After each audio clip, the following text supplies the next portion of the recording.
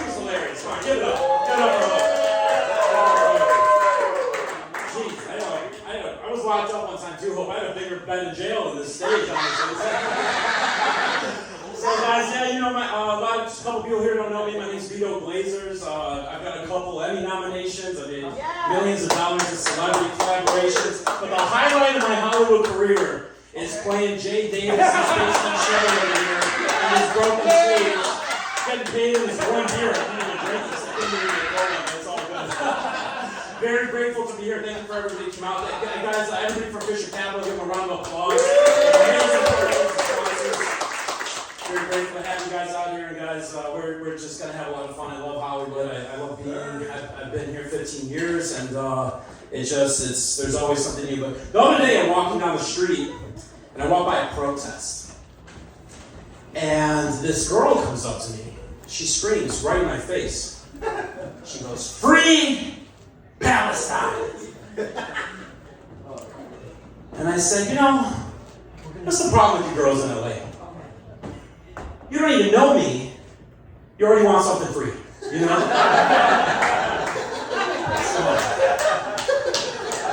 It's crazy.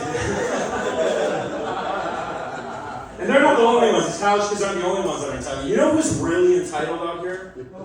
The homeless. The homeless are so entitled in LA. The other day, I'm walking out of In-N-Out Burger. I'm on Sunset. I got a double cheeseburger. I got a milkshake. I'm already feeling disgusting about myself, okay? A homeless woman walks up to me very confidently, says, "Sir, I haven't eaten in 3 days." Made me feel awful. So you should be ashamed of yourself saying that to me. Not all of us have your willpower. You know, this is Hollywood. People are paying for Ozempic to get these side effects. You know what I'm saying? We're not going to get it for free. So she says, well, can I at least get $5? I'm like, geez, inflation's crazy. Remember when they used to ask you for $1? Right? $5? I felt kind of bad. I reached in my pocket. I gave her a $5. She looks at me. She says, what about the tip? Is tipping culture? Is this crazy now? Tipping culture? It's so annoying, but I thought about it. I reached in my pocket. I pulled out another $5. And I told my ex-wife, this is the last $10 you're ever getting out of me, okay? Get out of here. Oh, man. Crazy times. Very entitled, these homeless. And inflation's crazy. Inflation's crazy right now. Inflation's so bad. I mean, everybody knows it. Like gas, milk, eggs, everything's more expensive than it was 4 years ago, you know? And inflation's so bad, the Democrats couldn't even buy an election for $1 billion this year. That's how bad inflation is. You Fisher guys can use that one on the phone. I know you guys are Trump guys over here. Oh, man. Yes, inflation's bad. But yeah, believe it or not, inflation, there's one thing that it's affected more than anything else in the country. This was in Time magazine. It says the thing that has been affected by inflation the most is the cost of going on a date in Los Angeles. Okay, it's very expensive, right? And I feel for the people, right? I feel for the people who are like, well, to go on a date, you got to get your hair done, right? You got to get your nails done. Maybe get a new dress, right? Brazilian wax. Shave the legs. The problem is that's the men in LA getting ready for the dates. That is the problem. It's not getting any easier to find a husband out here. Ladies, though, I've been seeing your TikToks going viral. There's a girl on TikTok right now who's going viral because she said that men should have to give women a little bit of money up front before they go on a date in case the man wastes their time. You know? And I'm not totally against this. I'm really not against this. Ladies, if you agree that men should have to give you a little bit of money before you go on a date, make some noise. All right, guys, there's the gold diggers. We identified them for you. Proceed with caution.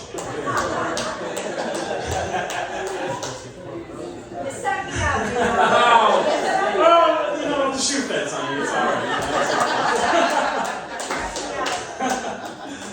Oh man, yes. Which brings me to my next point, that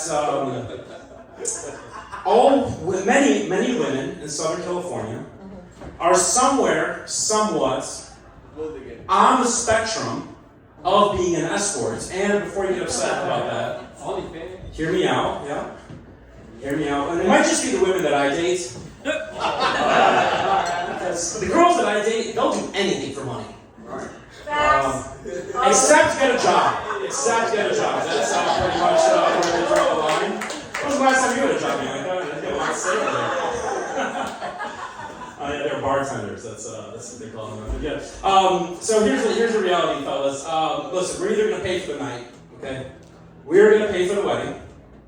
Or, if you're an idiot, like me, you're going to pay for their whole green card and Hollywood career like I did for my Russian ex-wife, okay? Wow. So my Russian ex-wife is what a lot of people used to call smart in the chest.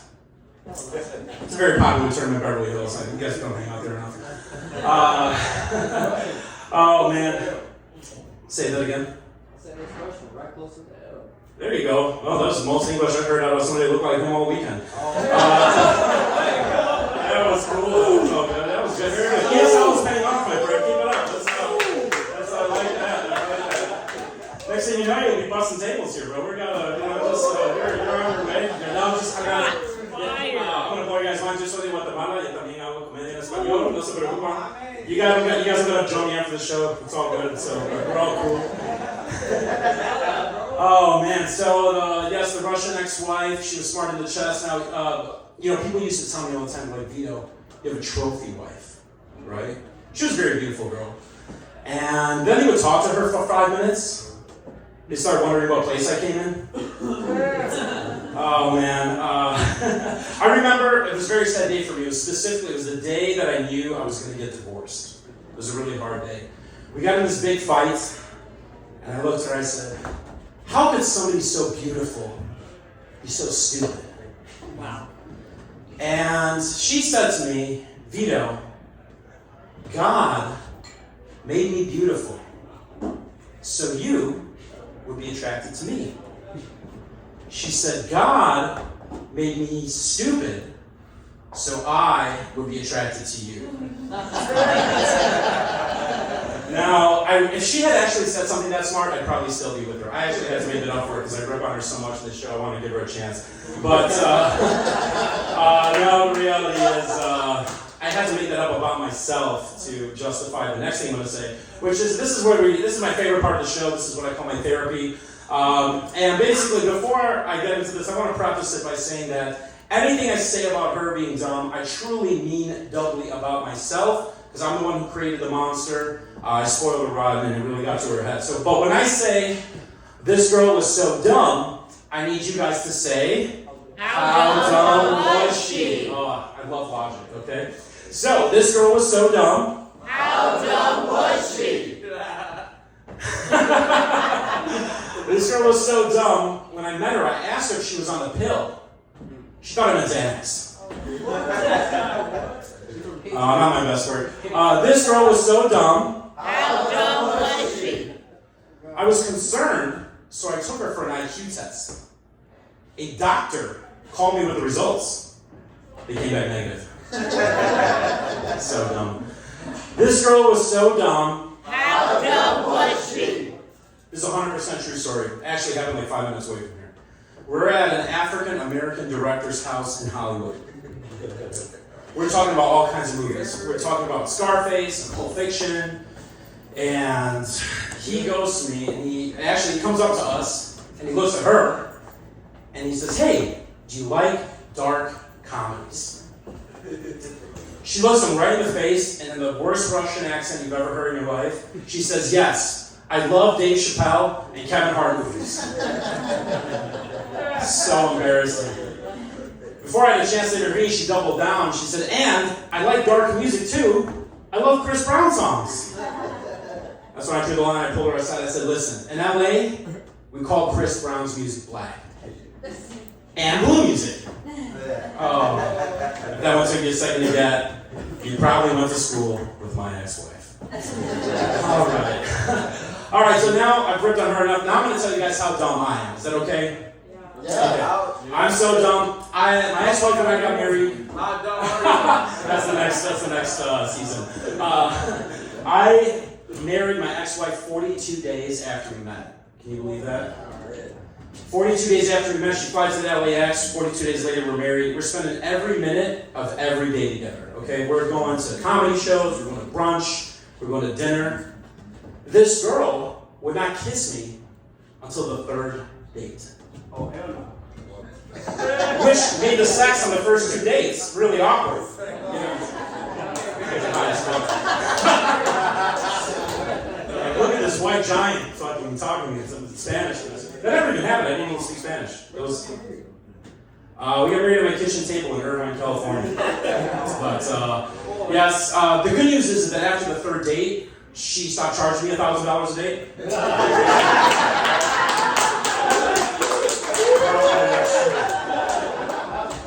She dropped it to $800. It was very validating. This is when I learned something. This is the thing about the girls in Los Angeles, all right? It's like, they're not always down to go fast physically, but they're always down to go fast financially, all right? So, I don't think that was that offensive. I think it was kind of smart. Ladies know what's up. They know their worth, you know? You ladies know your value. Oh, man, yeah, so it's crazy. I never felt particularly attractive living in LA, but I realized something, that if I had $1 for every woman who found me unattractive, by now I'd have enough dollars for them to start finding me attractive. That's called girl math. That's called girl math. There is a couple times in life where I have felt attractive. One time, right when I got divorced, believe it or not, I had all these little Instagram models messaging me. I just started blowing up in comedy. The girls are messaging me, hey, you want to hang out? One really caught my eye. I messaged her back, and she's like, hey, can I get some tickets to your show? Absolutely, it would be my honor. And she's like, well, I'm driving all the way from Orange County. If it goes well, do you want to have a drink after? And if it goes good, how do you feel about me spending the night? I was like, well, I don't really know you, but I was like, listen, I'm a gentleman, I'm pretty well off. I was like, if we're having a good time, even if it doesn't go perfect, worst case, I'll get you a hotel, okay? And she was like, cool. And then she started talking, she's like, do you mind if I bring a friend? I was like, oh, I'm like, okay, you know where I'm going. What would any man think? Threesome, right? Then I started thinking about it. I was like, look, if I want to disappoint 2 people in one night, just have dinner with my parents. Oh no, threesomes are crazy, man. And then I learned the other time I felt very attractive. Not proud of this one, but I moved back to West Hollywood about a year ago. I was living in Newport Beach, and I'm going to tell you guys a story of how I discovered good threesomes and bad threesomes. Okay, what's a good threesome usually to most people? One guy, 2 girls, right? And what's a bad threesome? 3 guys. 2 girls, 1 guy. No, 2 guys, 1 girl, right? Okay, good threesome is 2 girls and 1 guy. A bad threesome is 2 guys and 1 girl. This is the fundamental knowledge, right? This is universal law. However, I did find out that there is a worse type of threesome. I was in West Hollywood. You show up, it's just 3 guys.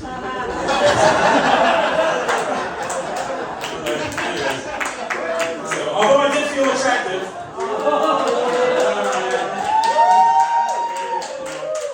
Anyways, that's the story about I met the mayor of West Hollywood. So anyways, I started dating older women recently. By older women, I just mean women my own age. Oh man, one day you wake up, 15 years go by, you're an old guy in Hollywood. It's all right. Oh man, it's crazy. Yeah, and the thing about these older women is that they don't talk dirty like the younger women do, right? Like next thing you know, you rock this girl's world. She's calling you her little rascal. It's like I'm like, that's a whole different world of terminology here. It's a little crazy, but now dating is very hard. You guys all know dating in Los Angeles is fucking hard. It's really hard because girls know what guys want, guys know what girls want. Guys don't know if the girls are guys. It's like there's so many variables now. It's so crazy. And I've had a couple bad dates. I was like, I had this one girl I was kind of going out with. She got real mad at me. She came over to my house and she's like, "Hey, notice anything different about me?" You know? Well, no, you know, I can't tell. She's like, she starts to get mad and she's like, "I can't believe you didn't notice that I cut 3 inches off of my hair." And I'm getting mad and I'm like, how the hell am I supposed to notice 3 inches? 3 inches is nothing. She gets real mad. She goes, "No, Vito, 3 inches is a lot." I got excited.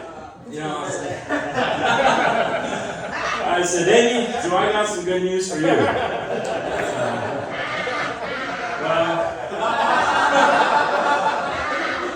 Needless to say, she left very upset. And she never got to see the good news, you know. I maybe got time for one more here. I'll jam it in. But so when I was trying to make things work with my ex-wife, started going to therapy. I'm hanging out with the therapist. We're all there, and they're like, the therapist is like, "You guys used to be so in love. Like, don't you guys have anything in common? Is there anything you guys can agree on?" It's like, well, it took me about 5 minutes to think about it, but I was like, oh, neither one of us like sucking dick. So there we are, okay? Common one thing. Oh man, you know, I'll leave you guys with this, and then I have the honor and the privilege of introducing one of the great comedic geniuses of our generation, super underrated, brilliant guy. We've known each other randomly about 15 years, and now here we are in the same room. I don't think I've seen you about 10.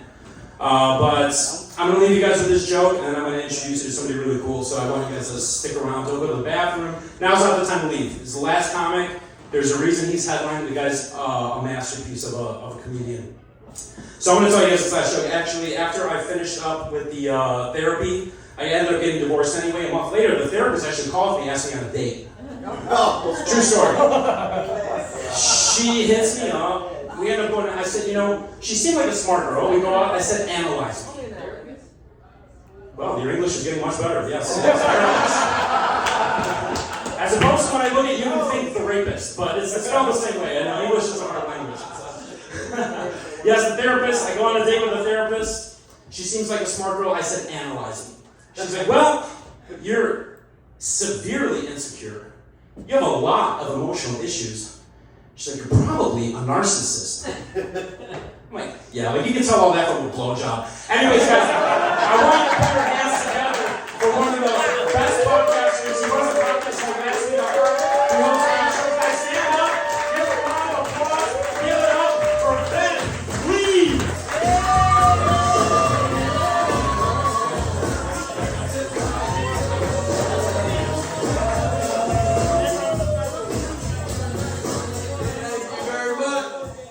How y'all doing? One more time for Vito Glazers, everybody.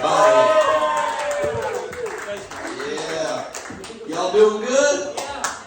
How y'all feeling? Feeling pretty good? That's nice. That's nice.